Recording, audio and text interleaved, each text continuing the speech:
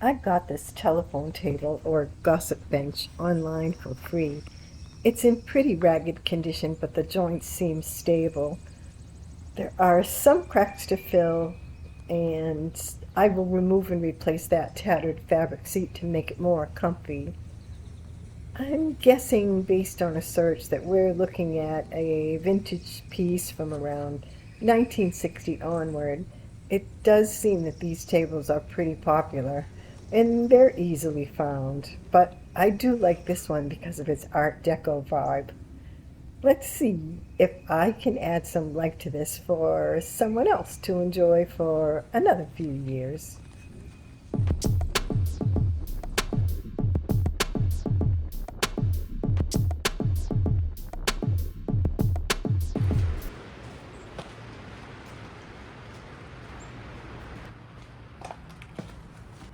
I am Grammy sitting at my son's house while he is on vacation. My charges are the fish, the kitty, and the many, many, many plants. Is the kitty? There she is. Hi. What is it? Where's your breakfast? Huh? Where's your breakfast?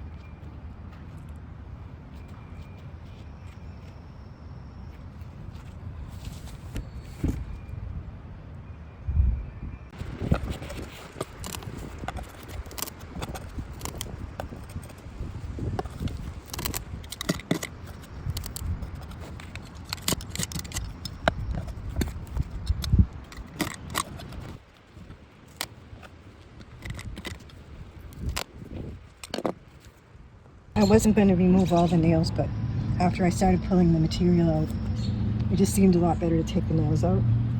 And what I'm going to do is I'm going to clean that up physically, like just, soap and water. Take the material off the other side. I can't imagine what that looks like. I haven't turned it over yet. And then I'm going to fill it in with some wood putty. That way, when I start stapling to it, I won't have big holes that I'm falling into. So yeah, I think that's a good idea. I think it's kind of neat how they use, is actually little dowels in there. That's what they used to hold the, it looked to me almost like wool. Only because we used to have sheep. So, yeah. But see the dowels? And that's what they used to hold that wool down. Kind of fun. So I'm going to leave those in. And I just want to fill in most of the holes. And I'm going to use some regular wood filler to do that. If I was at home, I would probably use, a thin layer of epoxy. But I'm just going to use what I have.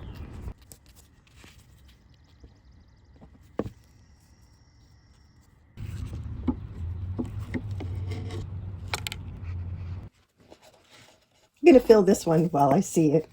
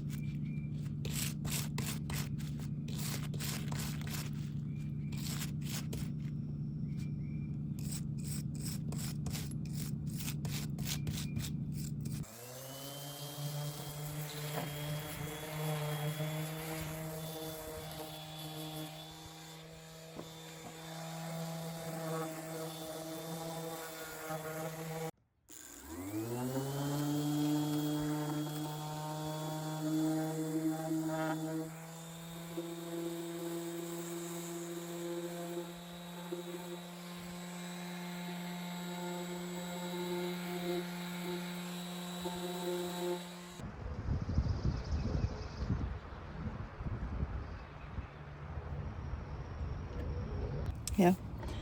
So this is a little proud of this. So, and I put a clamp on it, and it didn't really move. So what I'm going to do is, not that I love this idea, but I'm going to use, the only thin veneer I have is this mahogany. I'm not really going to mess with that. It doesn't seem like it's going to come apart. So I will just put a piece of mahogany in there as far as I can, and I'll fill in the rest with a little bit of wood putty.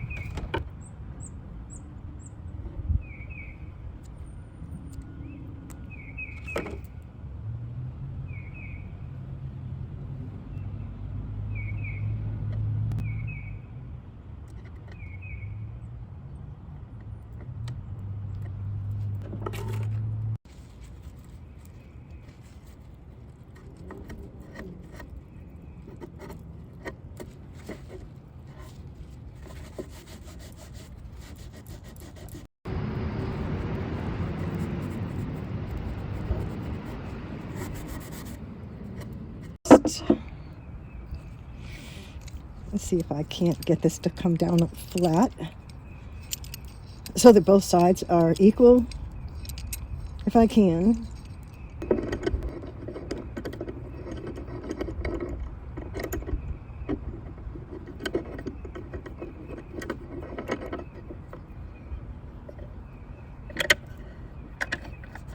Oh, that's really good. Now I have that good and tight. So I am going to put a little bit of glue in here too, just to help hold that so that it's level.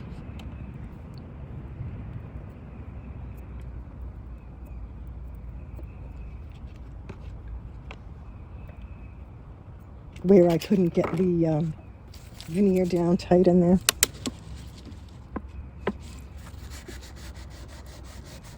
That's the one thing about using the wood glue is, I mean, it's good. It's not as reversible as, it's reversible, but I mean, you have to put a lot of heat on it. And it just makes a mess. Hide glue is so much cleaner. It just wipes right off with a little bit of water. Now that did too. So you just have to be careful that you're getting that off. And that feels really good. I'm surprised. I wasn't even thinking it was going to be that good. This is the lower right leg. And I put a clamp on this to see if it would move. It actually doesn't. It's not loose at all. So all I'm going to do is fill it with some wood shards of veneer. I'm going to glue it in there just so that it takes up some of the space. And that's all. The integrity is great. I don't have to do any clamping or anything. But I will fill it so that it's one smooth surface on the top.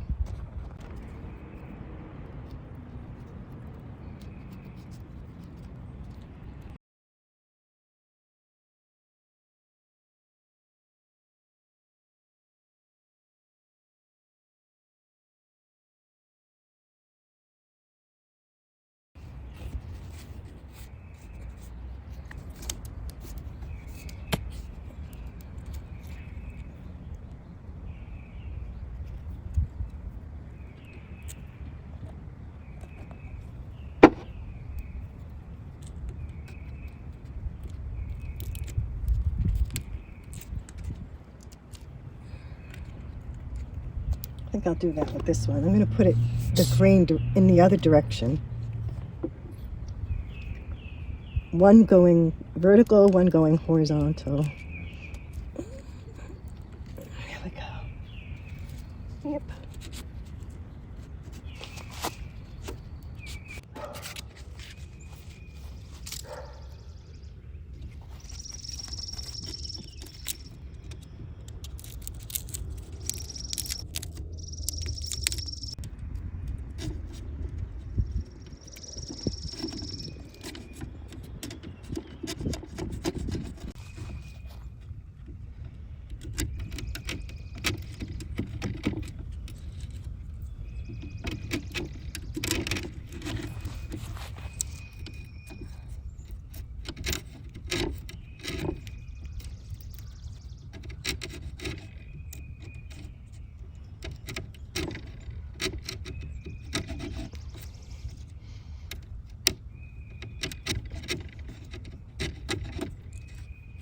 Let's see how this one looks. Okay. Whew. I want to be kind of gentle with this one.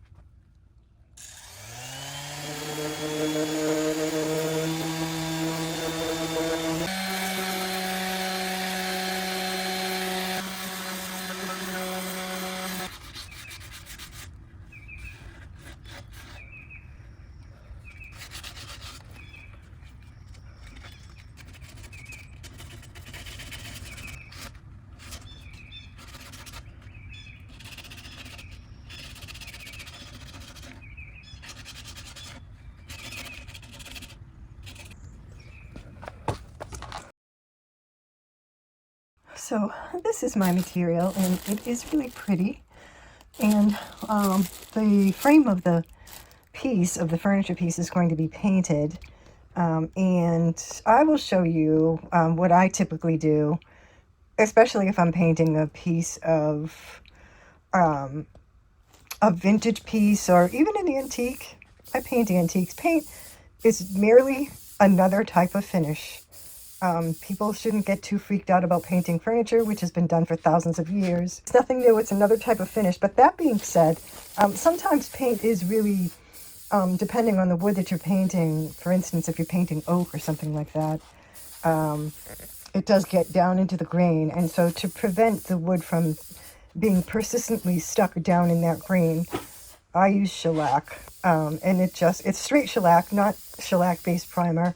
But just regular shellac. Sometimes I'll use a shellac-based primer over that. But that being said, there's always clear shellac underneath whatever I'm going to paint. If someone wants to refinish it in the future, it's really simple to take that finish off very easily, and the grain of the wood is intact. So I feel good about painting furniture when I feel like painting furniture. I'm not going to show any more of this painting because I ended up changing my mind about the color. Think of this as part of my priming. I do like the custom color, but I felt this piece needed a deeper green, and I'll show you more of that later. So I've sanded the base for the pad down to, I filled the holes. Now I'm going to spray it with a little bit of shellac, just so that it's nice and clean when I go to staple on it. So when this dries, I'll flip that over and I'll actually spray both sides. So I got two of these 18 by 18 by 2 inches. So what I'm going to do is I was going to do half and half, but what I'm going to do is I'm going to bring this over this way, and then the extra will be a place where you actually won't sit, but I will glue them together edge to edge. So let's do that off camera. I'm just going to take the covering off, the packaging. Okay, if I had a spray, if I had a sprayer, I would do that, but I don't. So I'm using the Type-On Quick and Thick, which will glue two unlike products together. So I wouldn't use wood glue because this isn't wood. So I use Type-On for like when I do molds and things like that I have to glue onto the wood, and it works really, really well. So I'm hoping that this will be okay. I'm just going to glue these two pads together and hope for the best.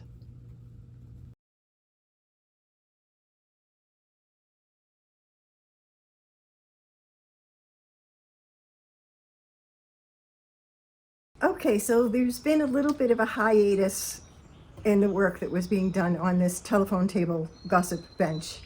The last video we did on this was when we were painting it, and so now I've brought it back to my shop, and I'm going to finish working on it here. And rather finish the painting, I think I'm going to jump in and finish the the seat upholstery. So we'll take a little break from the painting. And yeah, then we will catch up on it after we do the upholstery. So I have the padding, and I have glued it together. I'm going to place the wooden base of the seat on top, and I'm going to mark it out, and I'll cut that out so that it's the right size. I have some batting and I have some material, nothing fancy. I'm not an upholsterer by any means, but I think I can fake it and at least make it comfortable and nice and neat and cute. I'll finish the bottom. I'll put some nice material on the bottom. All right, so my guesstimation is that I want to leave approximately an inch, maybe a little less in the back, because I don't want it bulging over the back. So I'm going to leave maybe about 1/8 of an inch in the back and closer to an inch on the sides, because this is going to have a batting around it, which is, a good thickness of material. And that's going to be pulled tight and stapled underneath. So what I'm hoping is that, in other words, I don't want, if you're going to sit on it, I don't want you to feel the end of the bench on your legs. And it looks like I'm kind of tight right here, because I already started cutting it up at my son's house, unfortunately. So it's as good as it's going to get. What I'm going to do is I'm going to mark it with the marker, and I'm going to try to go, I'll try to go like maybe 1/2 an inch around. Like I said, not quite as much on the back down here. So yeah, I'll leave this like this, and this side is a little rounded. Okay. Try to keep that straight if I can. And then, something like this. So we'll keep it like that. I can get a good start on it and at least make it neat.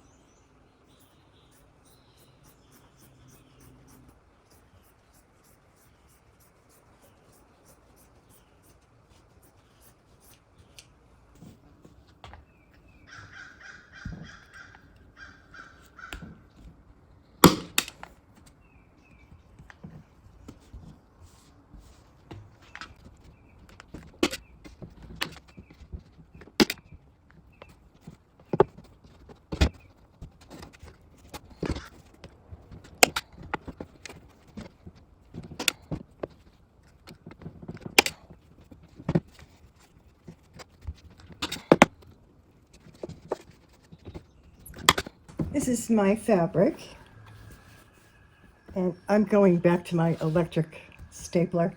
It's not the best either, and I still have to hammer, some of the staples in, but I like it better in a pinch. And if you have to travel, that handheld one is okay, but or manual one, I should say.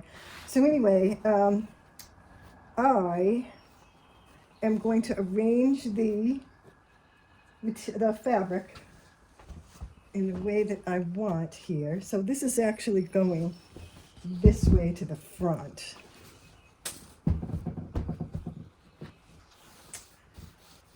And not bad. Like, I hope, by the time I get my material stapled down, it's nice and tight.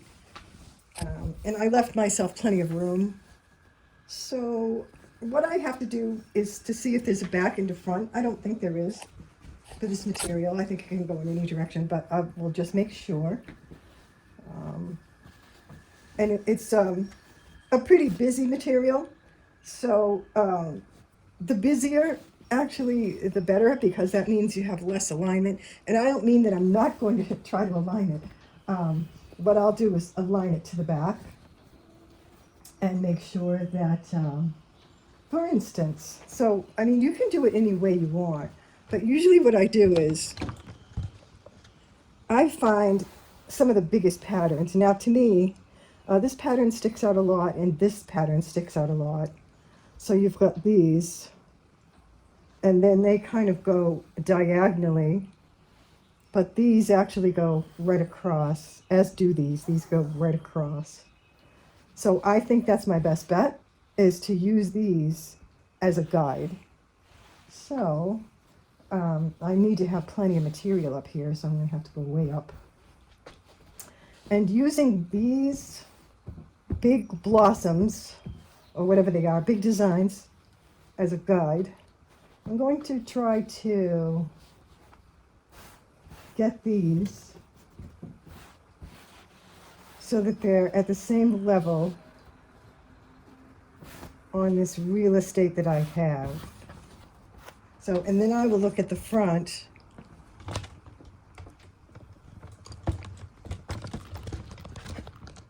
It's kind of hard to see because it's a busy material. You know, if I mess up, I don't think anybody's going to know. But just to suit myself, what I'm going to do is I would look at these two big patterns and see that they're both going to hit the edge of the pad at the same area. And that if you look at the back side, those are also going to be kind of landing in the same area. And this pad is not a complete square or rectangle. It kind of has an odd shape to it. It's a little wider on this side, a little straighter on the left. So, you know, I think this busy pattern is pretty good. But yeah, I mean, leave me a comment if you have other ideas, but that's basically what I do, is just make sure that the biggest thing that sticks out to you is going to land in the same area, as close as possible. Okay, I have it aligned as well as I think I'm going to be able to get that with the odd shape that it is, and I think I have plenty of material. So I'm going to cut off the excess on this side before I do anything else.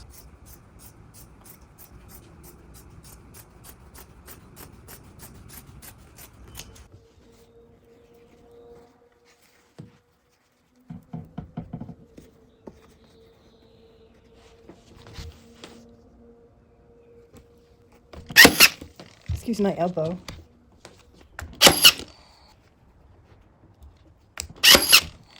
Would that work? Or should I cut it?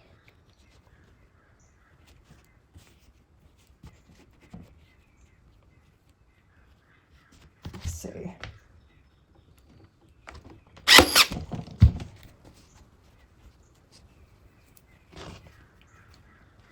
Let's try the same here. Well, this is a round edge. That one I have to do differently. And here's another indentation. So if I bring this much material, I'm going to find the center. And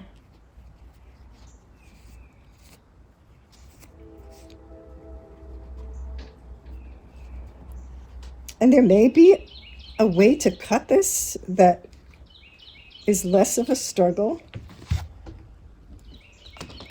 You know, leave a comment if you have good ideas, because so I'm going to have like a little bit of a bunch right there.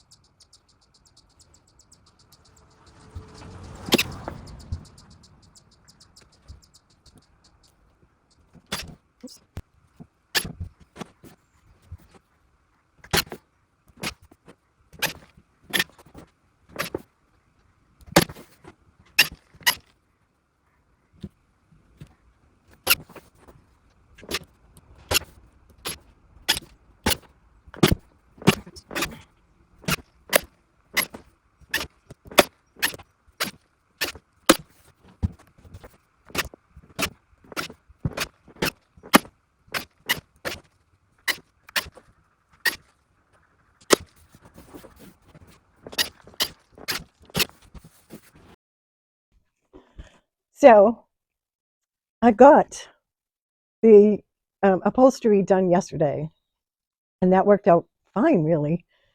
But I have changed my mind about the paint that I'm using and the color. The color does match, but it's just not me. So let me show you what I've chosen. So I'm going to go back to Paint Couture because I have so many of them. So this is what I'm going to use. This is I Got Hue Babe. I'm going to spray it down with a little bit of mist.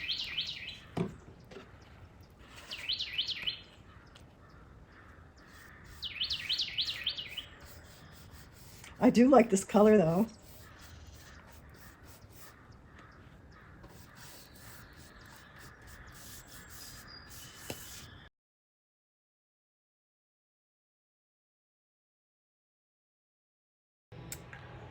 Typical. She went and changed her mind.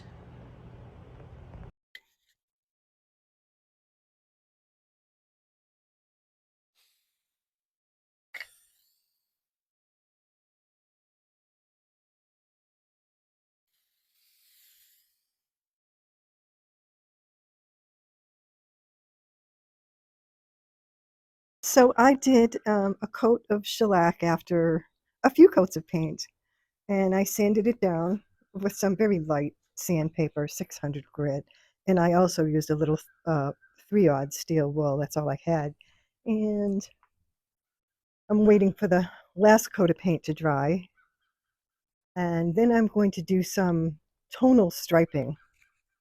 I haven't done stripes in a while, and this will just be a tonal striping. And what I mean by that, I guess, is two different types of finishes. So I'll use one satin finish and one matte finish, and you will just barely be able to see the stripes. And the only place that I will do the stripes is here in this area, and then here. So that will be nice and neat to tape off and get that done.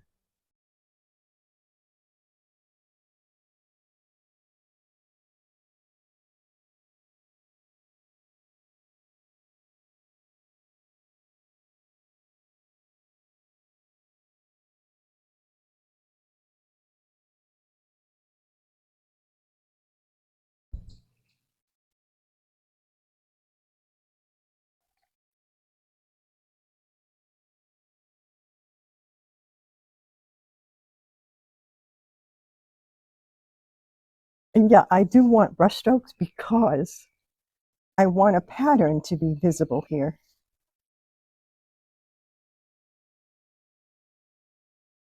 And this does dry pretty quickly. It doesn't have an open time like the shellac does. Not that short, but and like I say, the rest of the table will be covered in this matte finish. But I just want a few shiny stripes.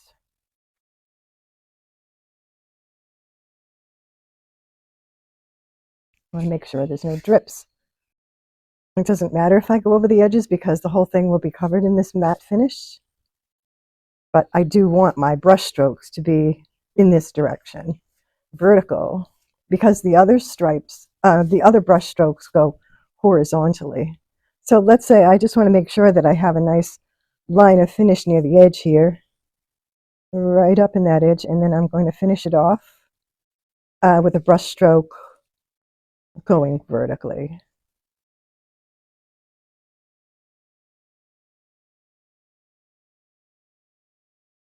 Yep.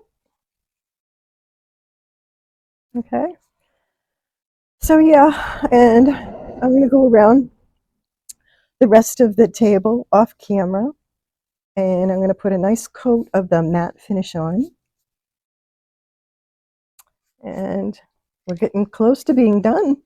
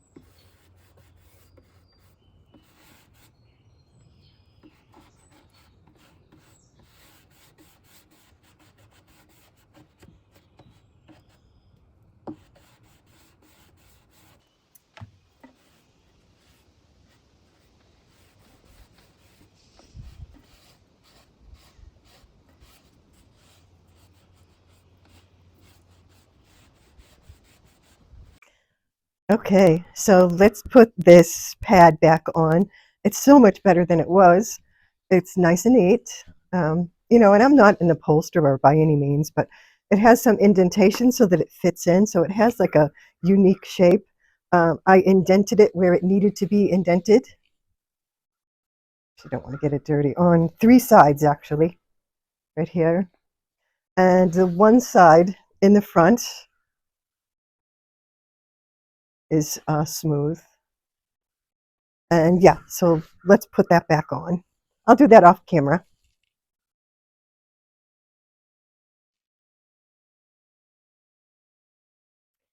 Thank you for watching this week's video.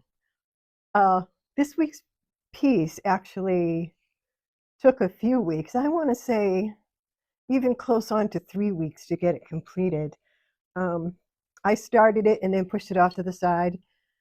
And I was at my son's house when I started working on it, but I ran into some trouble there. Not trouble at the house, but I ran into some trouble working on the piece. So I thought it's better if I bring it back to my shop because I have all my tools and everything here.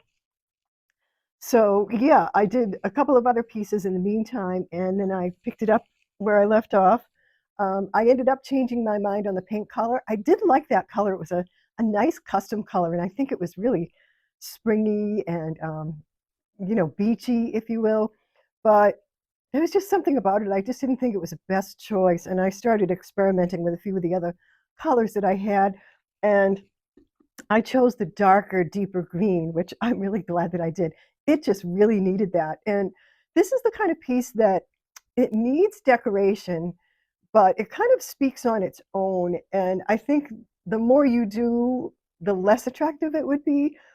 So this is a piece that I wouldn't choose to do gold leaf or even gold detail. Like I was tempted. I said, "Oh, wouldn't it be nice if I did like a little bit of gilding wax around the edge?" It's just, oh, it's perfect for that. Um, and I thought about doing regular stripes on the back, not plates, but the insets in the back. And even that just seemed like too much. It had a nice bright fabric for the seat, and it's nice and cushiony and comfy. It's just so comfortable, and it's completely pristine, super clean, and it went back together actually really easy, which I was shocked at. Um, so I was just thanking God for that one. And so I did lots of coats of shellac. Um, I did my paints, and I did more shellac after the paint, and I did the general finishes flat out flat as the final coat. Actually, not the final coat, but almost the final coat, because then I put the beeswax, Howard's Citrus Shield beeswax, and then I did some shading with some Dixie Belle Besting wax in black. And I think that was just enough. Now the stripes, I love to do those kind of stripes. So the method to that is to actually leave brush strokes. That helps you visualize the stripes in certain lights. And the way I do it, and you can choose to do it differently. I don't know if you like things like this, but when I do them, I do a shiny stripe, and then I do a matte stripe, and I do each one with a different brush stroke. So it's more of this kind of a thing. So it really does stand out. I learned that from my son Colin, who used to do like unbelievable um, detail like that. He was just the best. And so I took off the old material, the fabric underneath. It was the almost a copy, not a copy, but images of the United States seal. So I don't know what I'm going to do with the fabric. I saved it and everything, but what I did was I did a little, I just cut out a little piece and put it on the side here because I just think that's neat. I don't know. I like to see things like that. Not sure if that will stand on its own. No, it won't. It was standing on its own. So anyway, I love this. I just think it's just has enough decoration on it, just enough standout design. I think the fabric on the seat takes it over the top, really. And it's very subtle. It has the nice Art Deco design in the whole thing. Really pretty. So I hope you enjoyed the video. If you liked it, would you consider giving me a thumbs up? And maybe if you're not subscribed, please do that too. And then you'll be able to see all the videos when they drop. Yeah, so have a great rest of your weekend. And I wish you all good and beautiful things. tears.